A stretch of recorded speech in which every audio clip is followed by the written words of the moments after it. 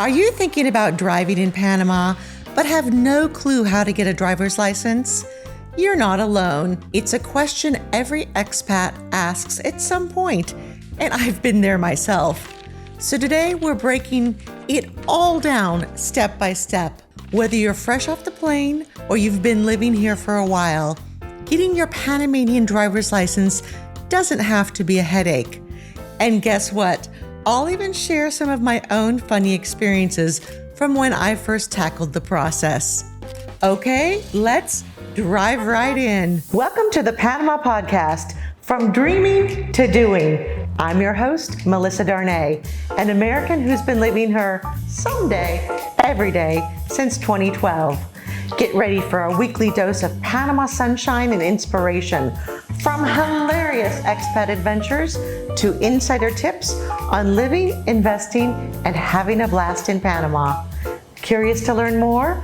Go to choosepanama.com and snag your free copy of Panama Uncorked. First, we need to cover the basics. Step 1, eligibility. First things first, can you even get a Panamanian driver's license? If you're in Panama on a tourist visa, you can legally drive with your foreign license for up to 90 days. But if you're planning on staying longer, like most of us expats do, you're going to need that Panamanian license once your residency is processed. So if you're in the process of getting residency or you already have it, you're eligible to apply for a driver's license. Something to note though, if you have a temporary residency card that's only valid for 6 months, your driver's license will only be valid for that same 6-month period. Step 2, authenticating your driver's license. Now comes the paperwork. Don't worry, it's not as bad as it sounds. You'll need your passport, residency card, and a copy of your valid foreign driver's license. But here's where it gets a bit tricky. Your foreign license needs to be validated by your embassy in Panama. So if you're an American, you need to go to the U.S. Embassy. I remember thinking, I'll just swing by the embassy, get this done in 5 minutes, and grab a coffee after. Well, it turned into a half-day adventure, and an appointment must be scheduled well in advance. Also, a heads up if you're an American, no food or electronics are allowed in the U.S. Embassy. This means no snacks, no phone, and no smartwatch. If you want to know what time it is while you're in the U.S. Embassy, you have to wear an old school analog watch. You'll also need your passport to enter the embassy, as well as your driver's license. Step 3, authenticate the authentication.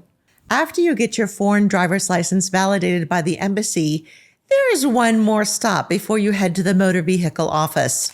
You need to take the validated affidavit to the Panamanian Ministry of Foreign Relations to have it further authenticated. Yes, you're basically authenticating the authentication. Welcome to Panama. There's a small fee of $5, but you don't pay this at the ministry's office.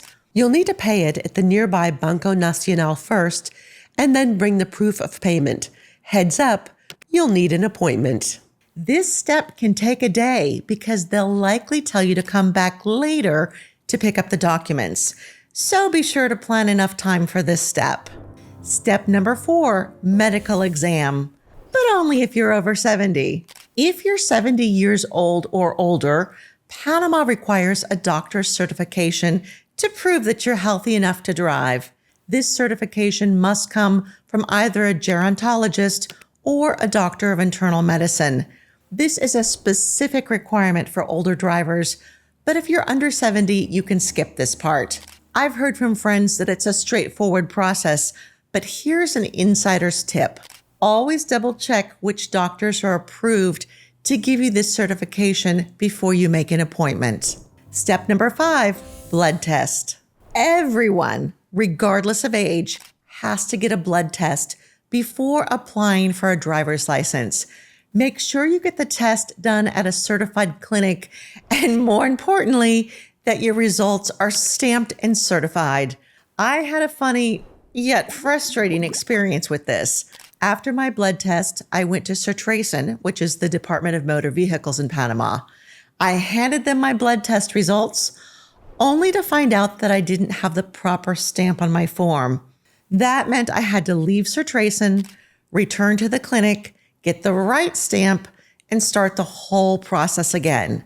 So learn from my mistake and double check your test results for both a stamp and a signature. Step 6, visiting Sir Tracon. After gathering all of the documents that you've had authenticated, as well as your original and a copy of your migration visa, you're finally ready for the main event, heading to Sir Tracon, Panama's motor vehicle office. For information about getting your driver's license, go online to sirtracon.com.pa. However, to make an appointment, go to licencia.com.pa. Be sure to print out your appointment confirmation, as you'll need to show it to get into Sir Tracon on the date of your appointment. Just a note, senior citizens and individuals with disabilities do not require an appointment, but everyone else does. Once at Sir Tracon, you'll fill out some forms, present all of your documents, and go through the process of getting your photo and fingerprints taken. The best part? You don't need to take a driving test if you're transferring an existing foreign license. Phew! However, you will need to take a vision and hearing test. The first time I took my vision test, I was so nervous. Not because that there's anything wrong with my eyes, but because you have to say what you see, and my Spanish was very bad. I had to look through this device that reminded me of a microscope and read the letters on a line. But I was so nervous, I literally forgot every single word of Spanish that I knew, and I ended up drawing the letters with my fingers on the counter, like D, B, W. Thank goodness Panamanians have such a generous spirit, because this allowed me to pass, as the person who was conducting the test realized that even though my Spanish was bad, I could see. The hearing and vision tests have become easier to take since then, since they are now administered via computer. Thank goodness. Step 7, payment and pickup. After they have reviewed your documents and you've passed the hearing and vision test, it's time to pay. The license fee is about $40 for a regular driver's license, and once you've paid, congratulations! You're officially a licensed driver in Panama. They'll give you your shiny new driver's license right there, and you're good to go. I remember holding mine like it was a trophy. It felt like such an accomplishment. Before we get to the final tips, if you're enjoying this guide and want more insider tips about living and thriving in Panama, don't forget to hit the subscribe button and give this episode a like. Your support helps us keep bringing you helpful content about everything Panama related. And if you have any questions, feel free to drop them in the comments below. Now, back to the final tips. Here are a couple of quick tips to make your experience smoother. If you don't speak much Spanish yet, I'd recommend bringing along a Spanish-speaking friend to Sir Tracon. You can also hire someone to help walk you through the process. Because I didn't have anyone helping me, and I didn't have a video like this to walk me through it, it took me 4 trips to Sir Tracon to get my first driver's license.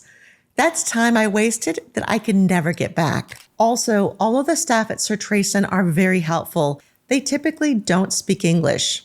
One final tip. Keep an eye on your license's expiration date. Panama's driving licenses are typically valid for 4 years, but that can vary depending upon your residency status. And that's it. Easy peasy, right? Okay, maybe not easy, but it's definitely manageable, especially now that you know the steps.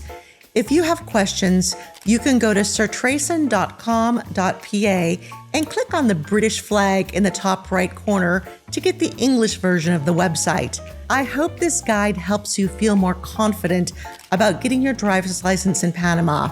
If you found this episode helpful, be sure to share it with other expats or friends thinking about making the move. Thanks so much for tuning in. See you in Panama.